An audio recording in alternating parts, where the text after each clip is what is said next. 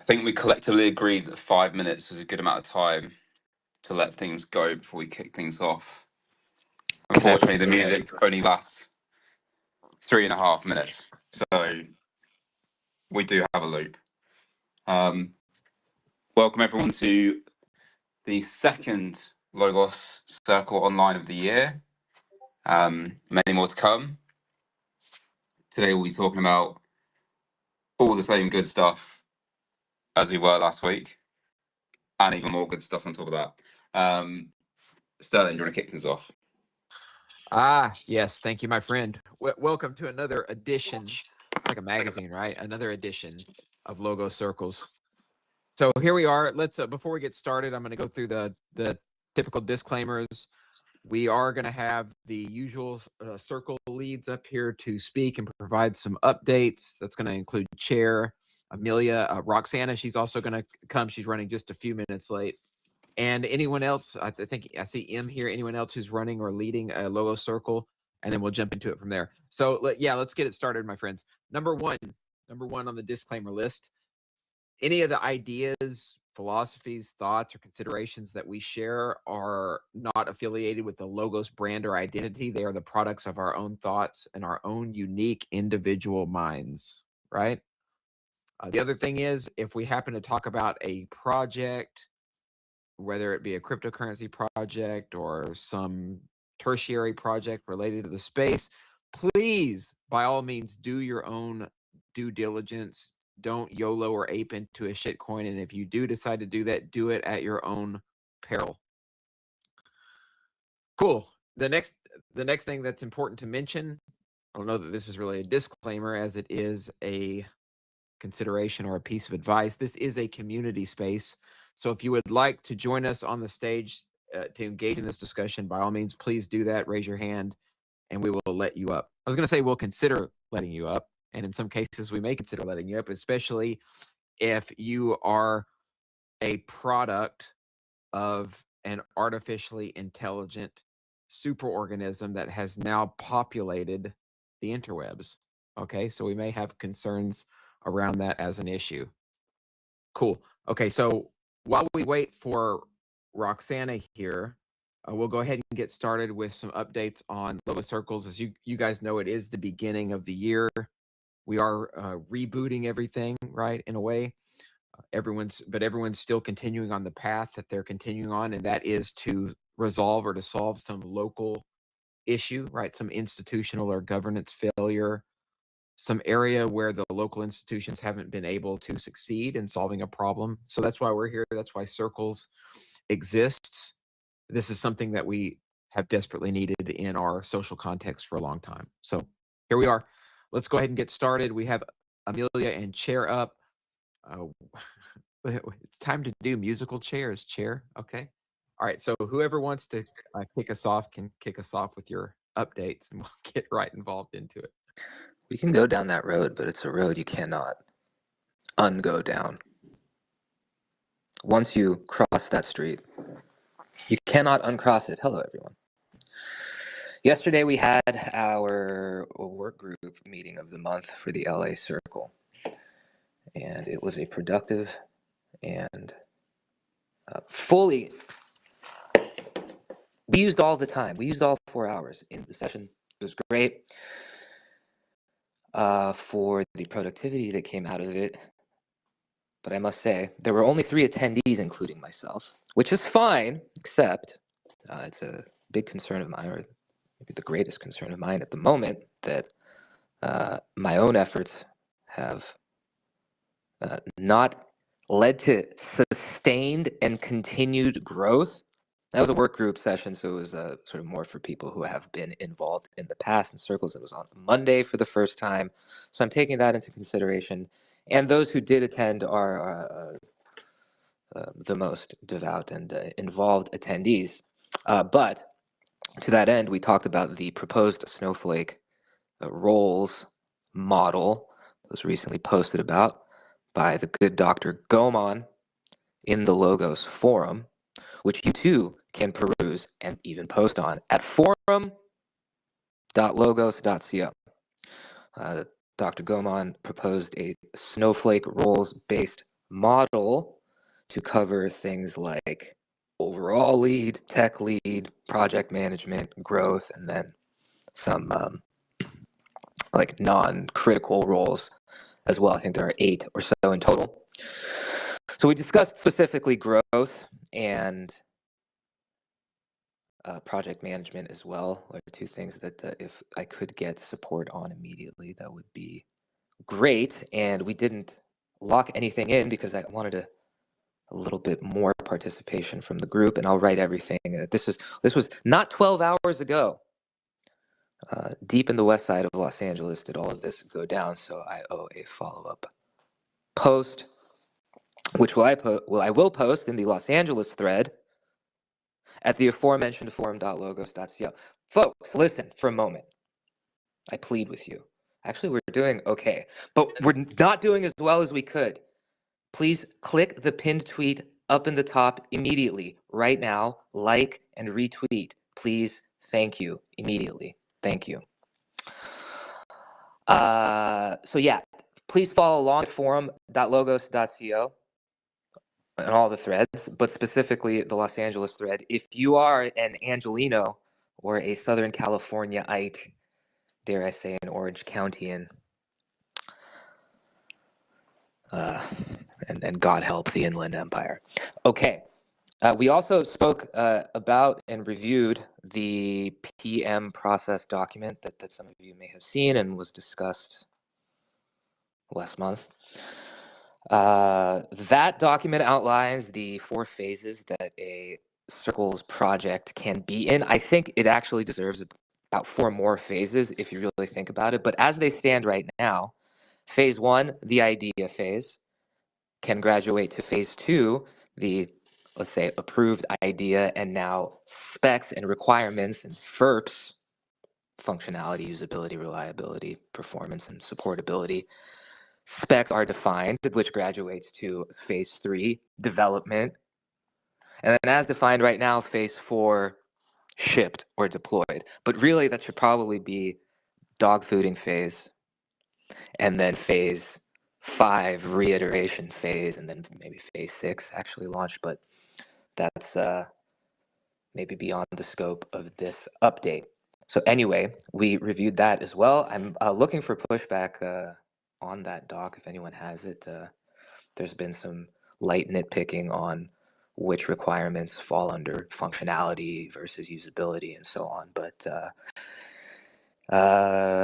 excited to firm that up and see how it performs and behaves across wider circles. We also did some re-examining of local issues and tried to reframe and re-look at everything with some experience under our belt. We ran into the same problem we have been, and maybe we'll get into it, but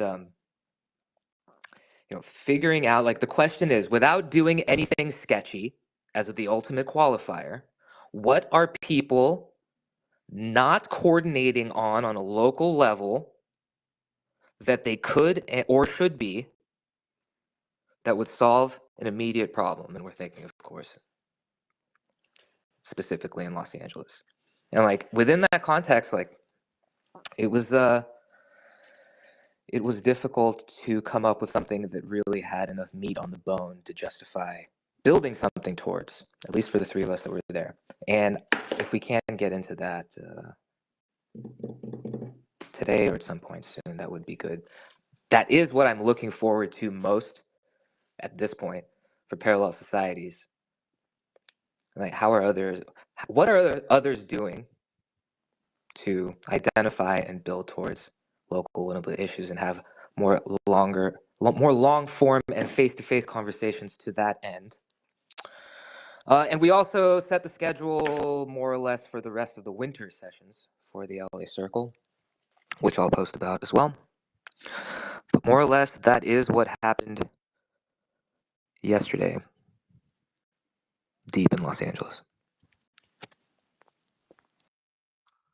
Thank you, Chair. It's kind of funny as we have so many gigabrains in this community. When you say there's going to be, perhaps some light nitpicking on the article, I just kind of anticipate at some point heavy nitpicking on said article, because it's the nature of our community to dive into some paperwork with glee and, of course, a permanent marker.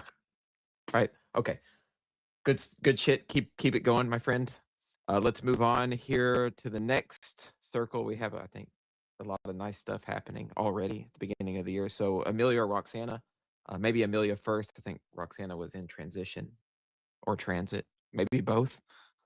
Okay, Amelia, you're up.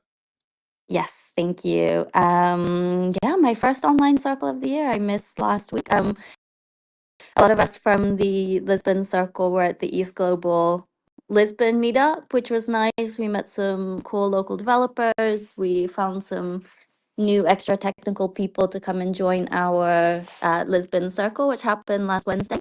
And yeah, it was great. We also met someone there from Seoul, Korea, who's hopefully going to be starting the first Korean circle, which is super exciting as well.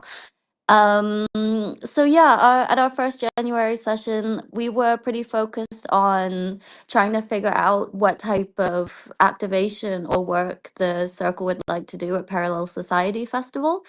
And one thing we were thinking of just continuing to work along this larger issue in Lisbon of the housing crisis and the affordable housing crisis in particular, and thinking with so many extra physical hands on deck for the week of Parallel Society, what can we do together as kind of a hands-on working volunteer day in the city to give something back while we're all there?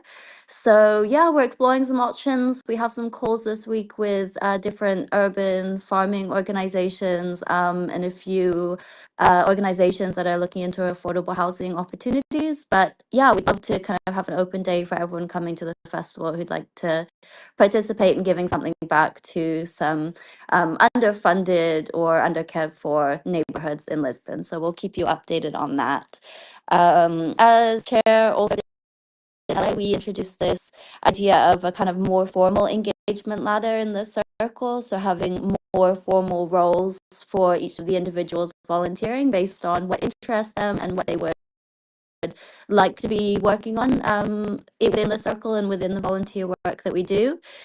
And yeah, I think it was interesting. I'm not sure how people in LA took it, but the thing that stood out for me was there was an understanding and an appreciation of how important this would be to help scale the work we do on winnable issues, but also it was taken very seriously, right? Like there were discussions, particularly about the naming was one. People were not super comfortable being called leads, especially as circle stewards, right? The people kind of quotation marks here, leading circles. We're just stewarding it, right? Because we're building these non-hierarchical forms of community.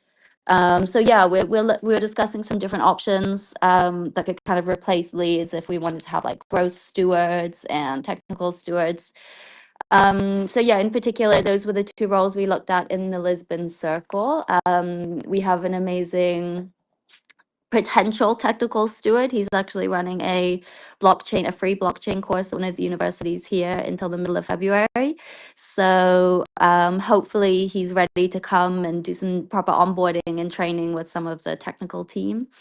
Hashtag Václav. I don't know if Václav's here, but it sounds like a Václav job, kind of getting technical stewards in circles, kind of up to speed on how you could use the existing Logos technology stack, particularly Logos messaging for winnable issues. So that kind of opened up also this need for training people who are taking on more formal roles beyond kind of the training that stewards get. And also a growth lead. So there is a very amazing privacy advocate who's now going by 144, who's part of the Lisbon Circle. And every month she's bringing in new privacy, new privacy believers and advocates. So she was excited about the opportunity, but thoughtfully cautious, I would say. So I was really happy with how how people took it within the circle. And I think it's going to be really interesting to see how newer circles handle that too, because we've been obviously running circles in Lisbon for more than 6 months. So it's kind of easier to make that hard ask because we have more sustained relationships with the members in the circle that have been coming for so many months.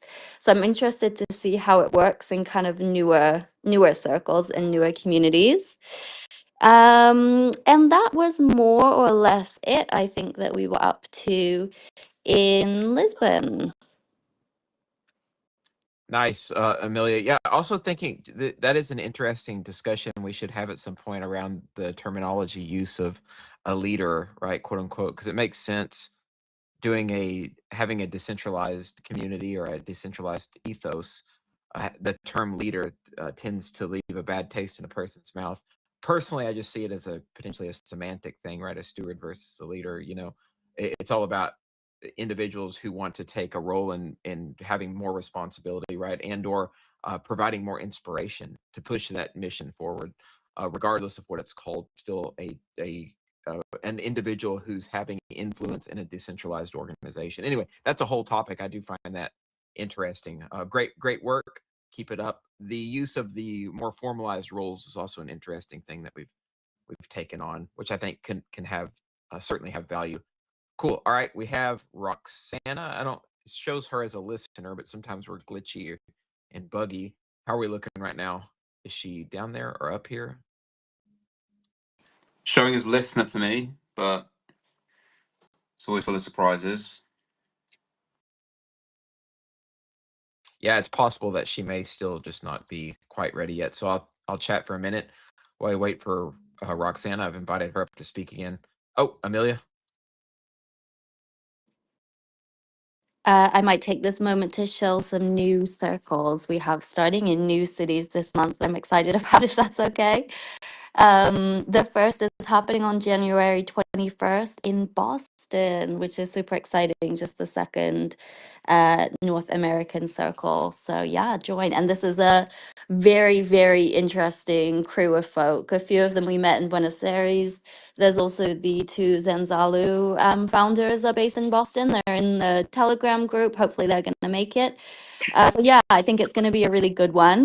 There's Can also I the can I ask about that one quickly, Amelia? yes, you may. Mm-hmm. I have an affinity and a love for, and I would even consider myself a Boston my adopted and second home. So I'm very interested in this. If you could add me to that Telegram, it's something I don't. It's a week from today. I don't know. I have an itch. I have an itch to go to the coldest place in the United States in the winter, to visit the circle. All right, I'm very excited. A Boston circle. Okay, thank you. Sorry. Yeah, I lied. Actually, it's a Signal group, but I will absolutely add you. And I fully vouch for you going and helping them set that up. I think it's an amazing idea. There are no local core contributors though. So if you want to make the most of that trip, I think that's definitely worth it. Yeah, cool. Okay. And then the other cities, I hope we can get some equal love for them now. We've set the bar pretty high. Is Rus in Bulgaria. We were looking at having the first circle in Sofia, but we're getting some feedback from the local community that actually the right strategy would be to going to smaller cities and smaller towns first and kind of making a road to Sofia, because it's quite a competitive events in crypto space by what we gather. And our approach of having more activist driven events is a little bit out of the norm. People are kind of more expecting high spend networking fun drinks is more or less it. So we're gonna do a kind of road to Sofia. And yeah, that is happening on January the 24th. And then also on January 24th is Enugu, Nigeria, having their first circle. There's a group of four Web3 community builders and advocates that all came through the Logos website, scheduling a call, and we set up a group for them, and they've been planning it together and already starting to plan out the different roles that they want to take on based on the engagement ladder. So that's been interesting to see those discussions and how they're figuring that out. Yeah, and that's the fifth circle in Nigeria. So lots happening. Man, so yeah, so much still ramping up, and we anticipated this, I think, moving into the holidays, that we would come out on the other side with more circles being booted up worldwide. Sweet. I think now we have Roxana. Thanks again, Amelia, for that update and that info. Roxana, if you are now good to go, welcome to the stage. Hello, I am ready to go. Kind of a double agent today because I want to support a friend of ours from East London doing a workshop on Deepin, which is happening hybrid, and then Logo Spaces online. So things we do for the love of community. Just a few updates on London. We are planning the London Circle for end of January. We have a new person on board, Alex, who will help us build the actual platform for the Winnable issue, which is to provide a knowledge hub with a few action points and give people the opportunity to meet face to face to discuss or organize their own circles to discuss digital ID and different action plans around it. And then we are pursuing with the white paper and the government initiatives with the House of Lords debate on decentralized identity. Should be quite an exciting 3 months ahead of us. We will use the circles as an opportunity to also present the progress and get feedback from people. Try to do more street level interviews with regular people around London about what they think with issues that are deeply rooted locally. Maybe there are things that are happening that we're missing out on because we're not in that area. So that's kind of the plan for the next quarter for Logo Circles London.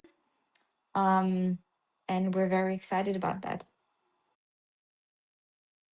Yeah, I feel like one of the strategies that several circles could potentially use that has obviously had success in different contexts is this idea of canvassing, right? Going around and drumming up support and getting information from different people on a certain cause. That's pretty sweet. Good play, Roxana. Cool. And just a couple of notes before we move on to the conversation of the day. And I think we're going to have a really amazing conversation and discussion around the topic. And I'll let Roxana introduce the topic here in just a moment. But I do want to remind you guys again, or mention to you guys that I will personally, on behalf of Logos, be at the People's Reset, which is an event that's hosted by Derek Bros and the Conscious Resistance Network in Morelia, Mexico.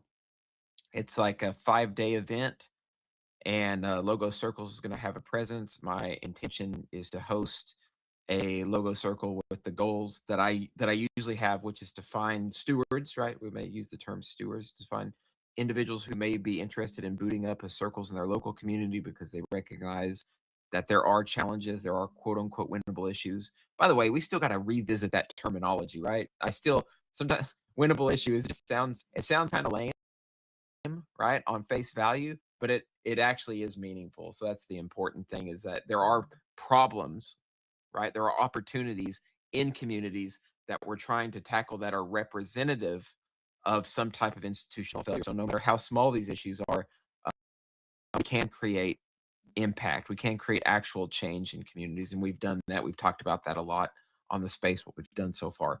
But my goal is to help us figure out if there are folks, especially in I think Mexico is still, it's a large country. There's a lot of decentralized efforts, a lot of eco villages and those kind of things that are already taking root and taking shape in Mexico. So very likely we'll continue to find more assistance and find some people who want to boot up various circles. This is the third event that I've been to. Derek is, of course, an ally in upholding civil liberties, decentralized tech. He's also a staunch defender of using technology to protect privacy and to kind of push back against the surveillance state apparatus. So if you guys, by the way, I have a code. If you want to show up in Mexico, I can give you a code so that you can get 15% off of the ticket. I don't think the ticket price is that expensive anyway. Middle of the road, I think. Anyway, so I just wanted to mention that. That's what's going to be happening at the end of this month going into February. Sweet. All right, Amelia, I don't know if the hand, I know sometimes the hand raising issue is a glitch. Sometimes it's fresh. Let's see which one. Glitch. Okay, we're going to go with glitch. Sweet. All right, so let's jump into the primary topic of the day. Roxana shared an article in one of our chats, a really fantastic article. And this is a topic we really haven't discussed at length. It does play into circles. It also plays into individual development, community development, I think. But I do believe it's important. It touches on some points that we've talked about before, by the way, too. So I'll let you open it up, Roxana, and then get into it. And by the way, I maybe see some requests to see Mariana. Actually, I've invited her up. She does Mexico, and she may actually. Before Roxana gets into it, we'll see if Mariana has a comment because it's likely related to the what we were discussing, People's Reset, and probably Mexico. Yes, hello. Hey, Mariana, welcome. Thank you. I just want to recall we are hosting Mexico City Circle meeting in January 23rd. It is a Friday at 6:30. The event is in the Luma Logos website, and I invite you, if you are around Mexico City or you have friends and family here, to come to our circle. This is our third meeting, and we are going to begin discussing our winnable issue. So that's the invite for today. Thank you.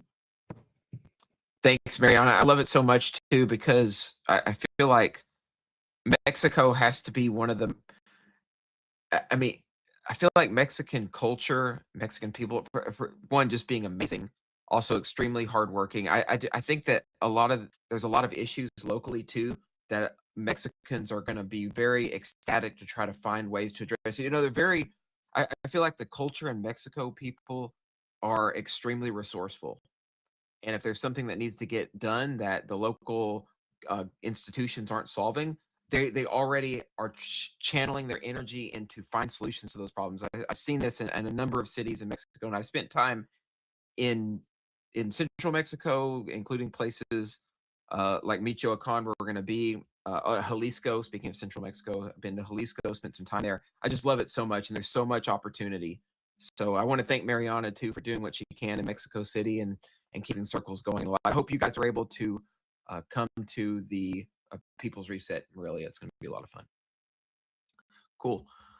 All right, Roxana, let's get the show started. This ought to be a lot of fun. I think this conversation is going to provide a lot of juice. All right, we're going to get amped on this discussion and find ways to approach the different issues.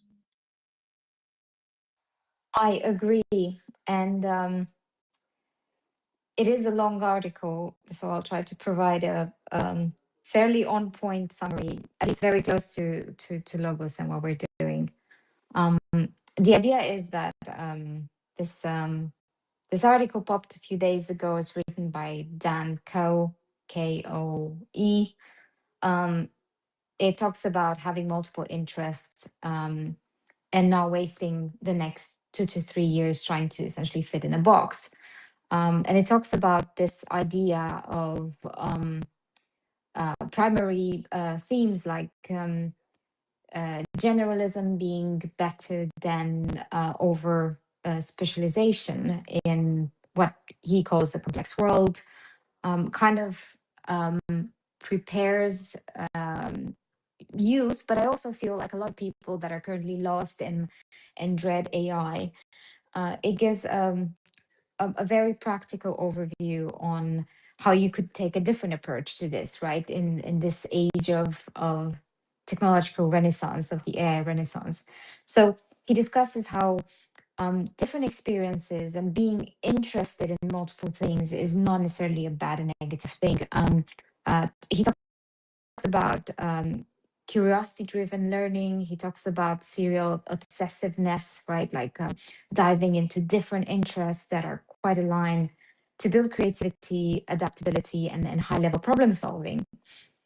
He talks about a concept which kind of overlaps with the idea of sovereignty, which is the strong emphasis on personal agency, self-direction, and autonomy in how you build skills and direct your life. I think this is really interesting. So, for example, he pushes repeatedly against the success prescription of traditional education, corporate ladders, or forced specialization, and argues that keeping people in mode limits genuine growth, which I think all of us agree with. He also advocates that taking ownership of your learning pathway and interests, and pursuing what you're generally excited for, even if it makes you look scatterbrained at first, it's natural. It's a natural thing, and it leads to interdisciplinary strength and better outcomes in uncertain environments. So essentially, talks a bit about building your skill sets for chaos, not for best case scenario. And it aligns with a broader philosophy of becoming self-reliant, escaping dependency on external systems, right? We always talk about the idea of exit. His idea of exit is essentially not being dependent on jobs, on institutions, or narratives, and cultivating independent thinking. That ties into the idea of a sovereign, I would say a sovereign skill stack for the sovereign individual. There were some things that were quite interesting for me. I'm trying to gather them. This kind of idea of serial obsessiveness, and diving into deep personal projects. Essentially, he argues against being an influencer, but being a creator, right? So taking anything you're learning and making it learning in public experience, and teaching, showing others what you're doing to learn and to create different outputs that help you in your education pathway, and taking that to public so that others can be inspired as well. Talks about the idea that being narrow-minded is and trying to fit into what society believes you should fit in terms of jobs or ways to acquire education and skills is not really compatible with where we are now in the 21st century. So there's different themes. I'm very interested in us kind of exploring this sort of exit through an independence from these narratives, and the pathway to job and the pathway to becoming a professional in the industry today. So I think that could be an interesting point to raise.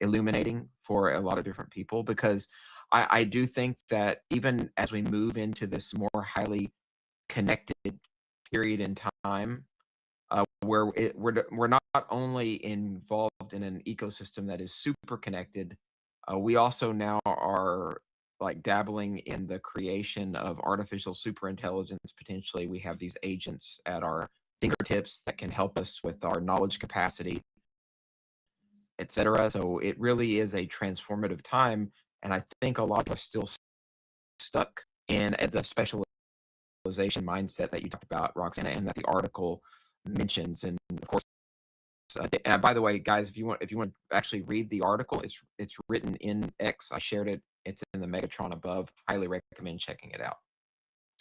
So yeah, this is my first thought is this idea of specialization that he critiques is really an artifact of the traditional educational structures, and also of the economic systems that we've been involved in, right? This was kind of a byproduct of industrialization, and then the move into like capital accumulation and formation, where it kind of became a bit of propaganda pushed on society that everybody should be a specialist and they should specialize in a particular area. They should narrow their cognitive horizon onto one thing that they're going to get really good at, right? And in the context, of course, of a factory, maybe you're a widget spinner, and so you're spinning said widget, and you're getting really good at that skill. Of course, this, of course, then travels all the way up to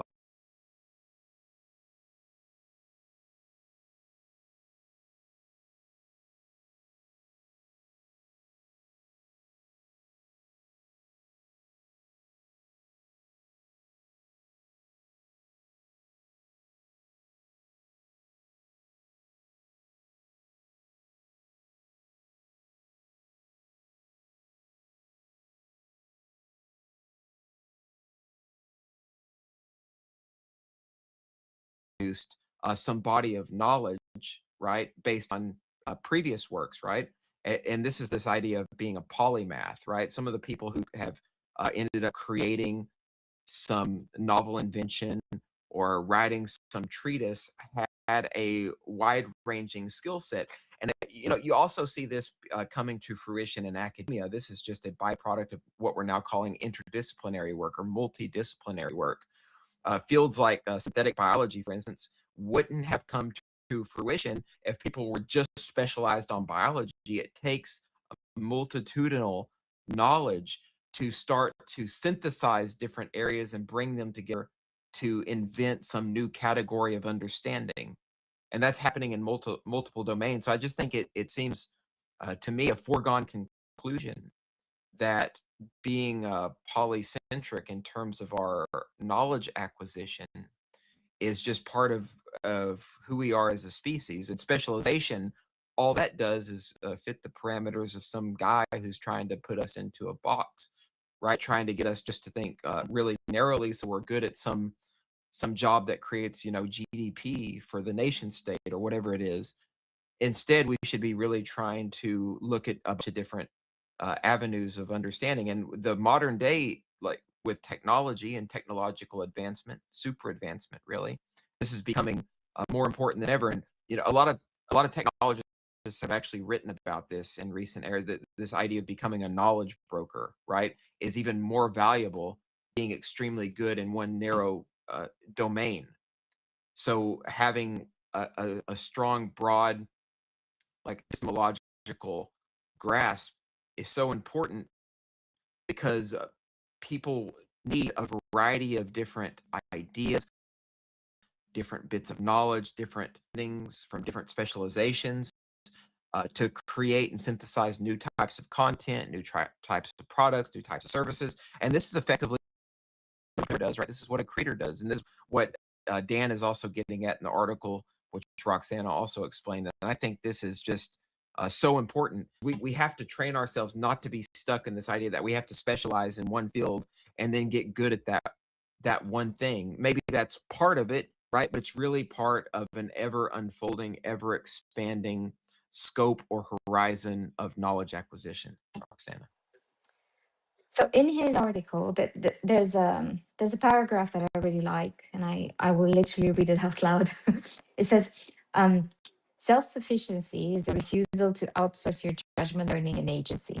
If self-education is the engine and self-interest is the compass, self-sufficiency is the foundation that prevents your life direction from being hijacked by another force. They collaborate, but they are not fully dependent. And so the generalist emerges naturally from this triad. Self-interest motivates self-education. For example, you learn because it genuinely serves your flourishing, not because someone assigned it. Self-education enables self-sufficiency, meaning you can only be sovereign over the domains you understand and hold knowledge over.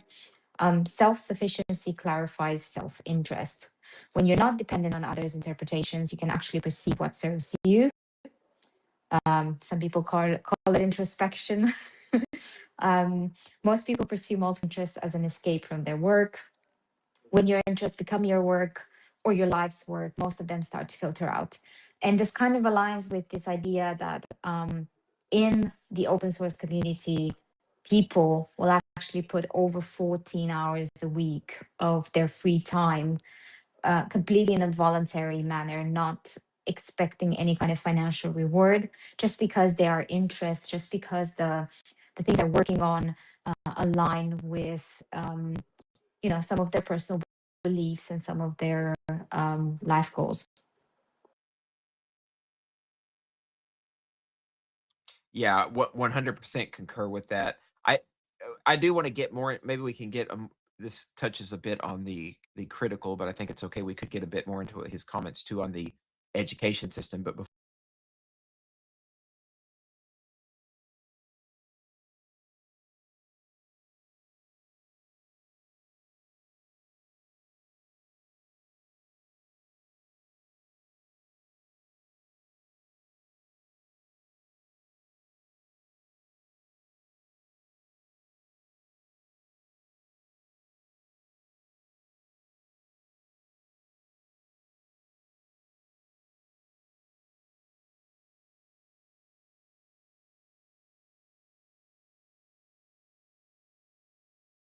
different fields of thought, right? And there's always cross-disciplinary work in the kind of work that we do. You guys have any considerations, by all means, and feel free to take it anywhere, of course.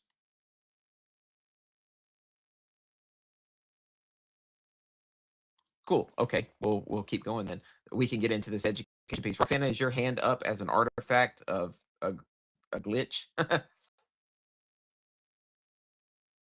Okay, so maybe not. Apologies, Sterling. I'm dealing with some issues on the stream side of things. So No worries. as soon as I'm, oh, see, now it's fixed. Did somebody join? Do we have a new joiner? Oh, I see Marina or Mariana. Yes, just I recalled a conversation I had like 7 years ago when I started studying about blockchain, and it was education precisely. So I recall that conversation. We were learning about DAOs and decentralization of organizations, and then the conversation turned into saying that, okay, we can decentralize everything, and then we won't have custodians of education in the future. So the barriers to access, to educate or to self-educate will not longer exist. So now hearing to Roxana, I recall that, and then I see it is happening already. Like we have plenty of Web3, smart contract, AI platforms where you can study your own pace, and then you can just get your certificate for a very low price, and then you have to and the question is, okay, now the next step or the next stage is that this becomes an on-chain reputation recognition, right? Like, you know, have the certificate of a custodian of education, but by showing your skills to the community. So this is well, this is my thought about this. We can decentralize education. We can break down the barriers of and give access to the population. And with AI, you can adapt content to any type of to start educating in the level that the person needs. So you don't have to accomplish like a lot of years of primary school and high school and then college just to be ready to learn something else, because you can adapt your learning at in the level that you want it to be. So yeah, we have a very huge scope on education, and for me it's inspiring, because in developing countries, one of the obstacles for development is precisely education, and also one of the obstacles of not having a lot of mindset of claiming or protesting or trying to gain our liberties and civil rights is because lack of information and education. So with technology, with decentralized communities, we can already get rid of those obstacles, right? So yeah, well, that's my my thought. Thank you. Yeah, extremely well said, Marianne. I could not agree more with the sentiment that there's these blockades to like actual education that moves beyond the scope of what is just provided in a like traditional like institutional educational framework, because you don't really in some ways you don't really learn how to think for yourself too. This is another point of this, and this is also what the author hints at in the piece that we were reading, is that it keeps you trapped into this box of rote memorization of just trying to conform to whatever those institutions want you to conform to. Or in the case of some locations, you just don't have any access to any kind of education that teaches self-thought or anything relevant at all. And then that's one of the reasons those particular societies tend to degrade in terms of especially like internalizing information about how to push back against systems that aren't working for you and to build replacement systems. Chair.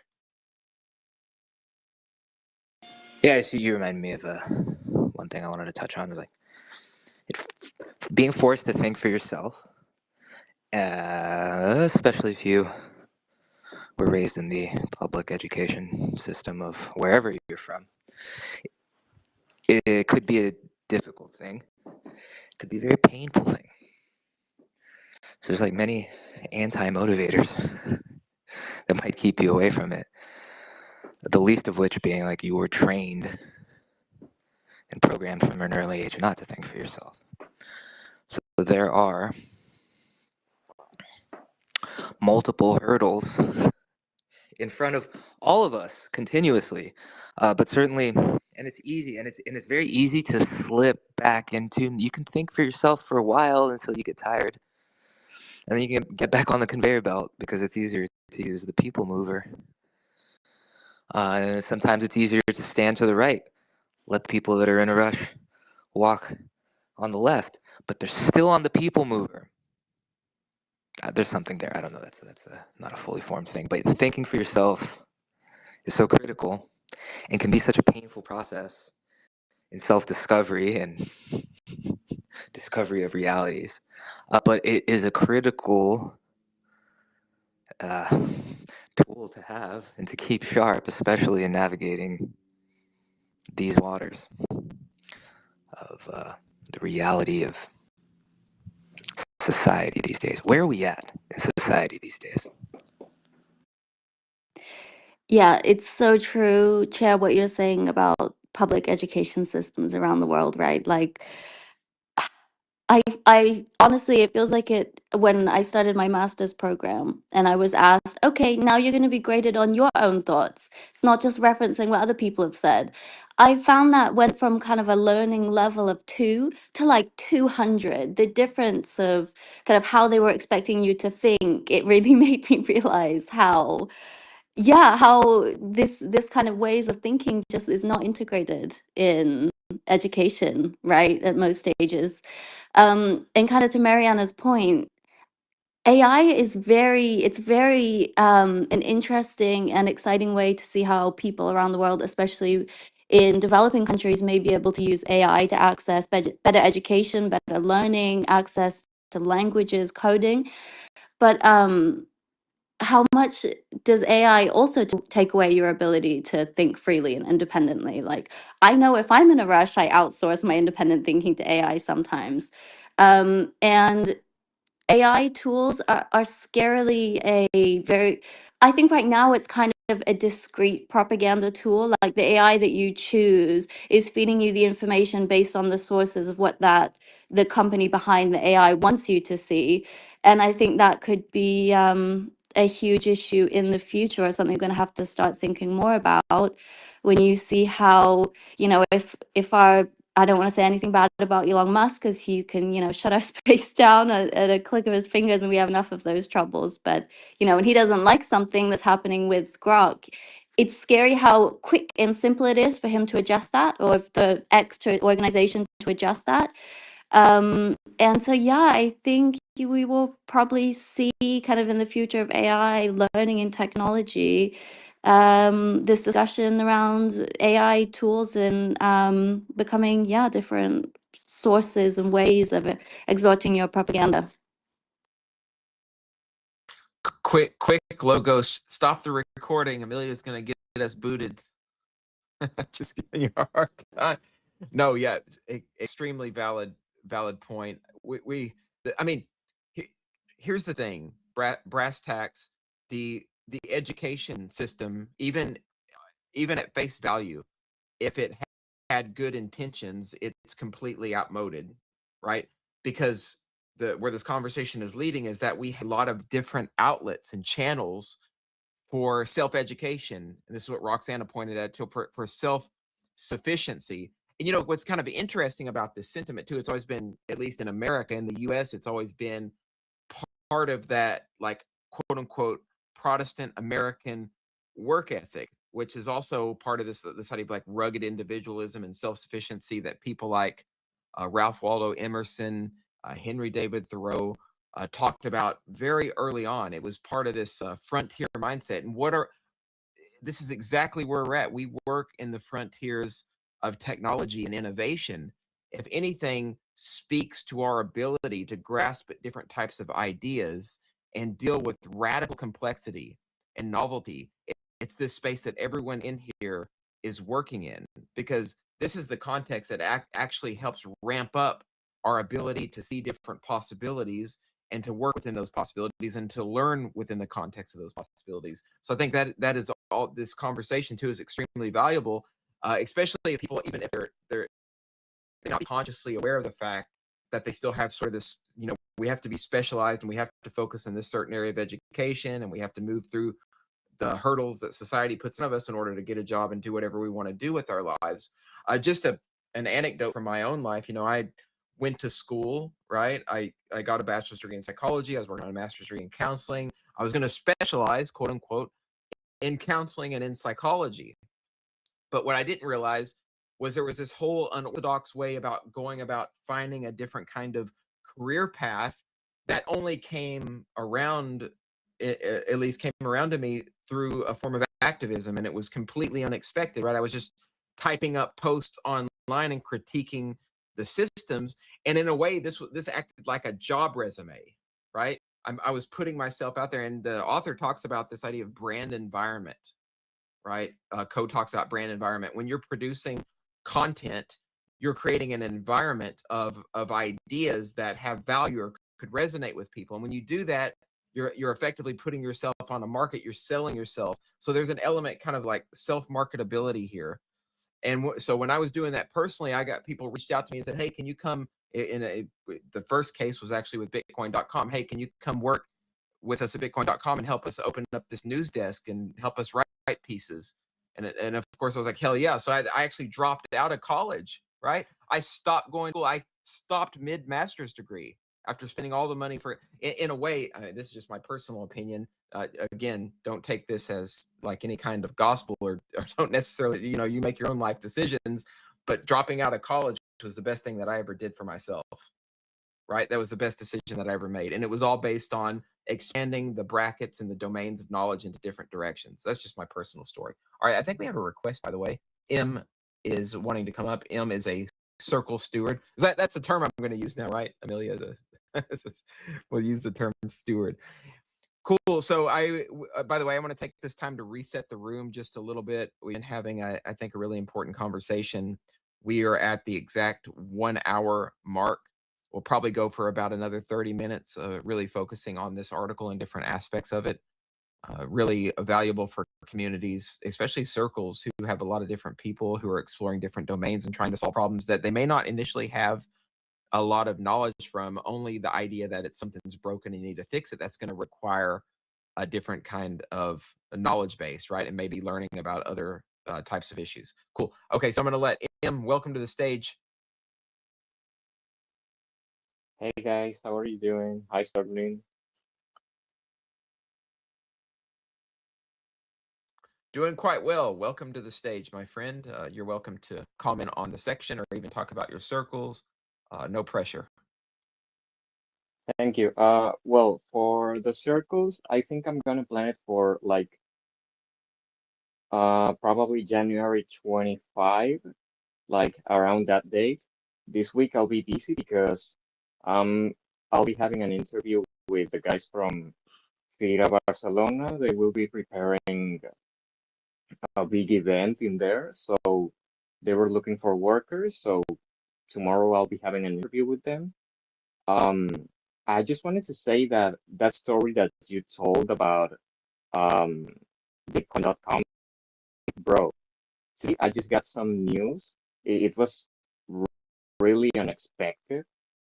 Um, since January 3rd, I've been keeping my account very, very active on social media, like commenting, tweeting, creating content, and so forth. So I reached over 8 million views in less than a year, something like insane. Just in since like January 3rd, I got over 3 point something million views just by commenting.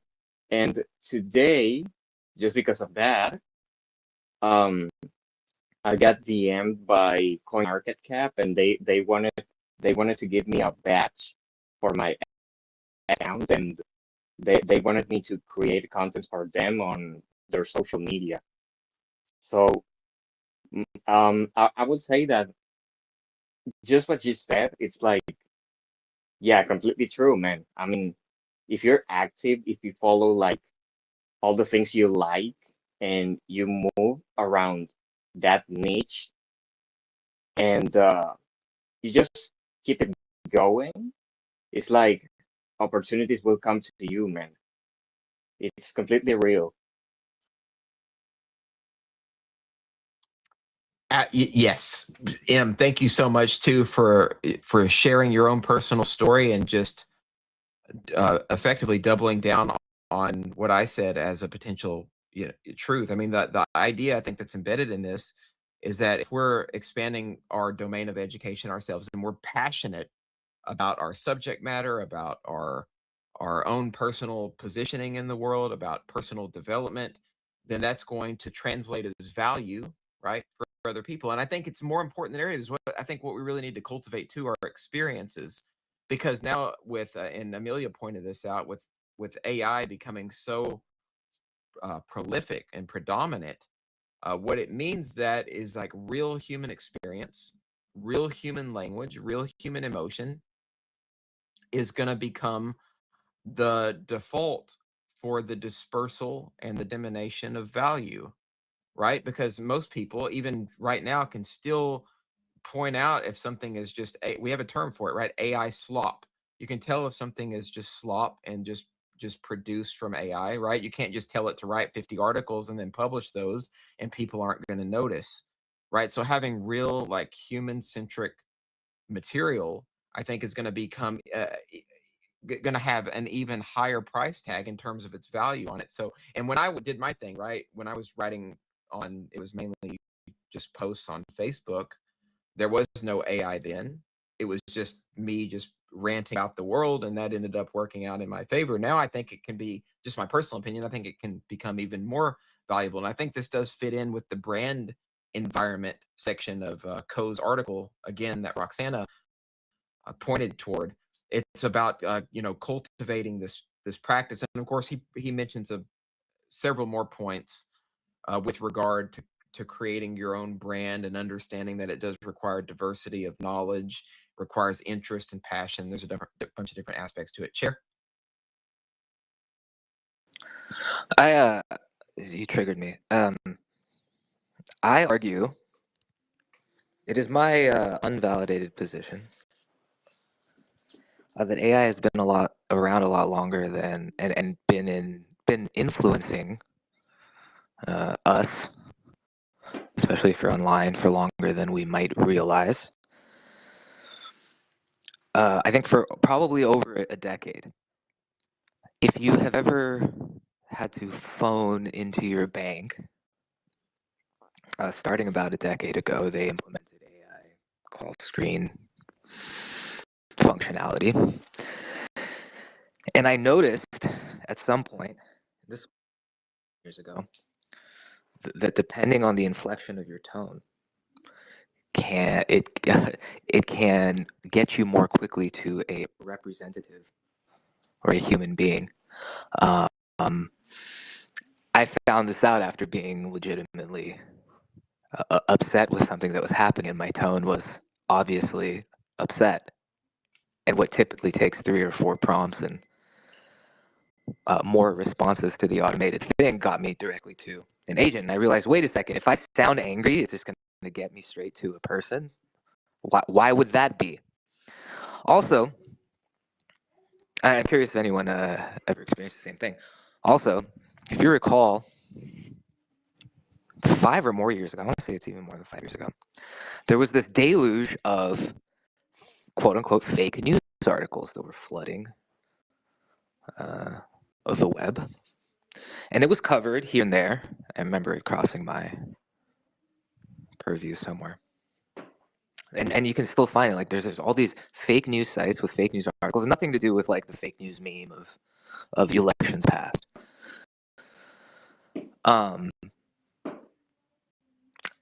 Pretty sure that was also generated by quote unquote AI or LLMs. If anyone has any pushback on that, I'm open for it. Also, to harken back to something you were saying a little bit earlier, John. You know, it wasn't my choice at the time, but when I dropped out very quickly from my undergrad program. Like by the time I was 19, I was already gone. And at the time, it was upsetting at the time, and certainly it affected me pretty heavily at the time. But in retrospect, it was probably the most fortunate decision or just event that happened, in that I was forced to think for myself. I was not, I did not take away the technical training and tools and abilities and tool set that others did with their technical degrees coming out of undergrad. But I was also not indoctrinated into whatever the thing is and was at the time. And I absolutely saw it amongst the closest of my friends and then and my siblings as well. And that the person that they were and who is the same person at 22, 23 that they were when they were 18. But you know people at the core of who they are, philosophically, if not just the humanity within them. And I saw that fundamentally change within those close to me as they fully adopted to the system and got their degrees. I'm very grateful that it turned out that way. And so yeah, and I'm curious, like for I know more than a few sets of parents that are not imposing the classic collegiate path to their children, and some very intelligent and well off, or people that have accomplished things in their lives that are absolutely not sending their kids to school unless they really want to and want to pursue something technical. Oh, lucky me. Lucky us, Sterling. Indeed, my friend. I do feel like, and I want to be clear here too, for those of you guys who, do, maybe you're in the space, maybe you did go through the traditional schooling model, and maybe you work with a job that you have in your degree. This isn't a slight against you by any stretch of the imagination. This is just us sharing our experiences and then echoing a lot of the sentiment that is in Dan Koh's article that Roxana has shared, which is just so illuminating. This is, I think, just a clarion call for all of us to come together and understand that the nature of education, that the nature of work, the nature of learning is undergoing what Dan in his article called the second renaissance, right? The first renaissance, as he articulates it, with the proliferation of books after the Gutenberg press was invented, right? No longer did a person have to have access to a monastery to gain knowledge, right? As you guys know, you know this through, if you know any history of scholasticism, that knowledge used to be heavily gate-kept by the religious elite, right? You had to be like either, you know, a monk or a priest or some high level within the church to gain access, or the monastery to gain access to knowledge, right? And of course, that model then, you know, shifted, of course, to like an educational system model that is also largely the byproduct of the Prussian education model of post-industrial technology, factory work, etc. And now moving into an age of hyperconnectivity, superconnectivity, blockchain technology, artificial intelligence. And this fundamentally changes the nature of learning, of education, of how it's structured. And of course, already people can go online through things like old resources like Khan Academy, and they can get a full education in calculus, in biology, in political science, whatever it is. You can get an education in it and you come to some kind of understanding. Now, it is true that some of these fields, the knowledge base is more hands-on and more practical. And I would still make the case in those situations, having some type of vocation, right, makes sense. But I think a large body of our work is work that we can gain knowledge on, especially a lot of us who work online. You can gain knowledge from simply studying online, dedicating yourself to that study, and then dedicating yourself to that practice. And again, I think a lot of us, as a result of this, become knowledge brokers. We become really polymaths of sorts because we're studying a lot of different domains, right? I mean, I took interest. I'm not an engineer by all means. All of us here work in tech, but having some understanding of how the technology works, and even a limited understanding of some aspects of code, right? Of doing a little bit of engineering is useful. So you learn some of that necessarily as you go through the process. And I think no matter what field we're quote unquote in, if we work, you know, chronically online from home, then this is naturally going to be part of your educational armamentarium or repertoire, right?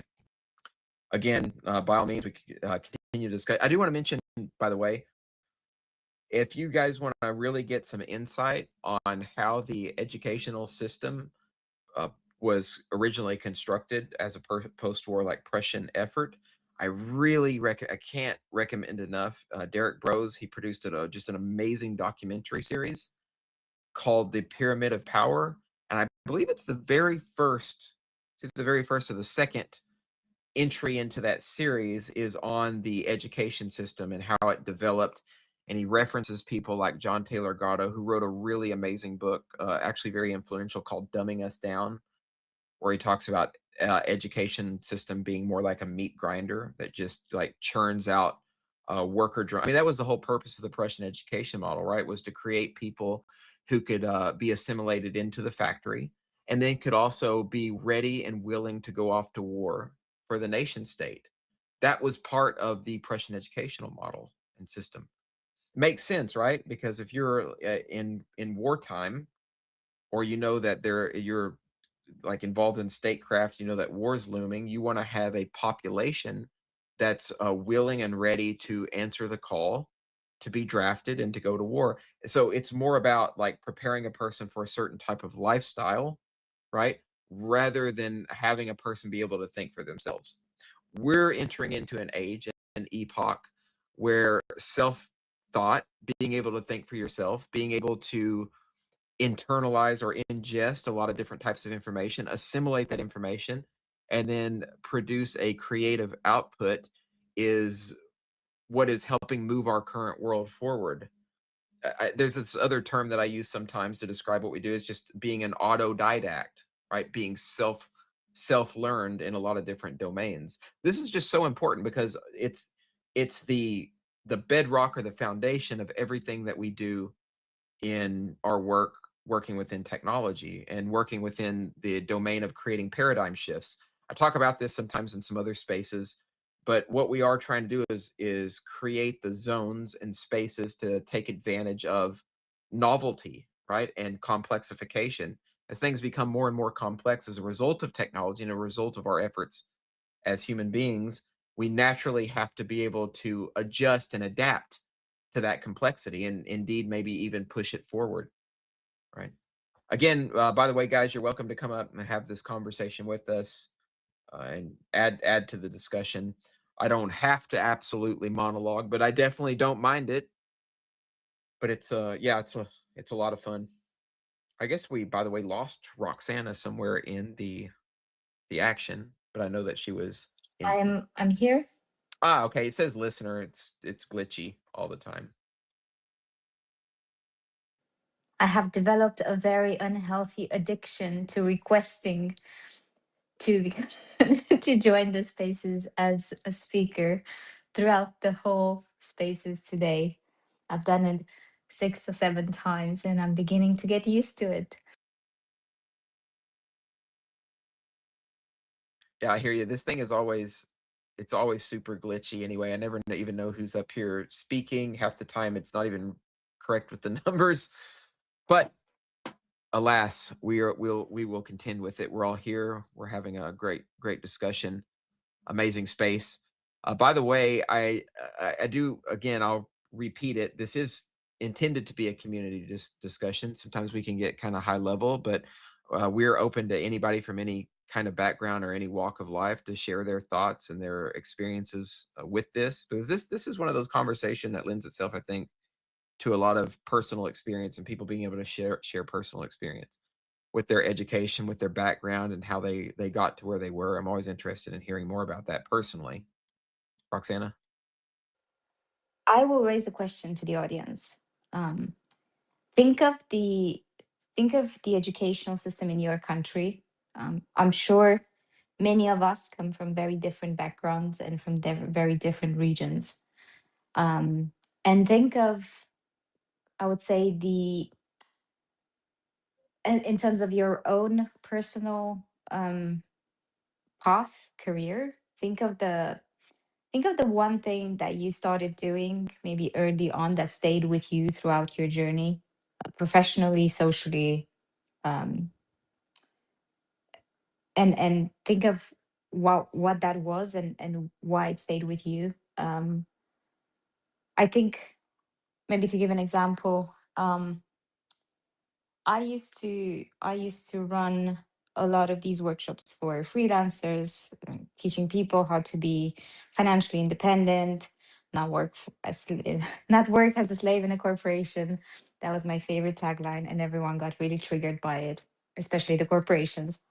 Um, but one thing that I really wanted to do every time I spent time with people is I wanted to ensure that I was not wasting their time. So providing a bit of value in every interaction so that they have something to take home that would make them think.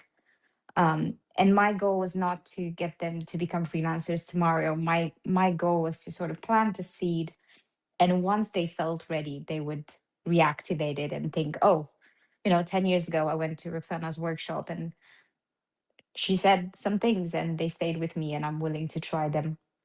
So I just think this kind of quality, making sure that you're not wasting people's time, making sure that they leave your space with something valuable, and then planting a seed so that in the future they can come back to it and realize that now they're ready to do whatever they want they were afraid to do back then.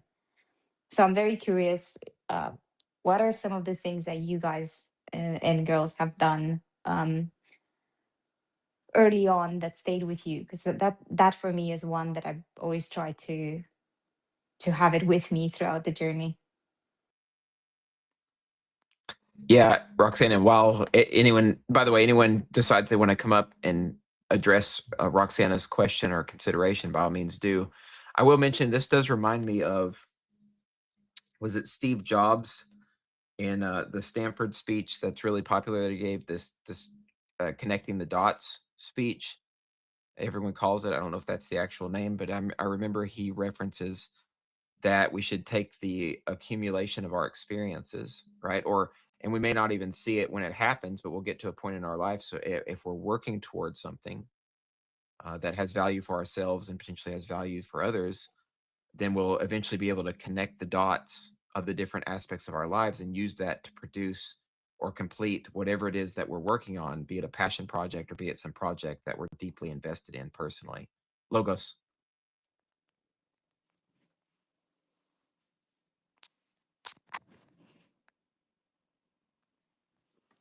Oh, you unmuted, Logos. I don't know if you had something you were going to say, my friend.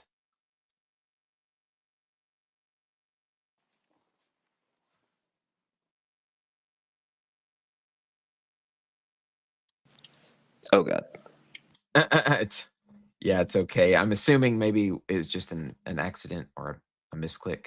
Anyway, so here we are, guys. By the way, this is probably a great chance and opportunity to reset the room. Anyway, we have been going for about an hour and 20 minutes.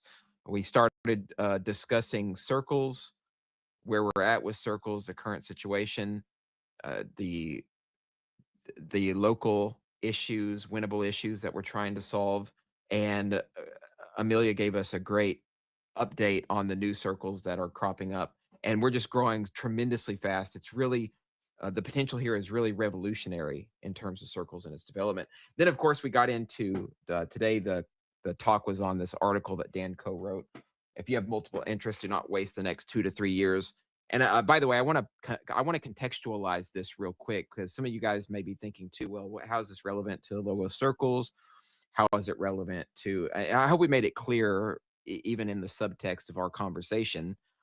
But this idea of being a self-sufficient kind of self-starter person who's maybe a polymath or who wants to take information from a bunch of different areas is the kind of like people, the kind of community that get shit done, right? It's the kind of people who are looking to develop their passion into solving some type of problem within their communities or within the world.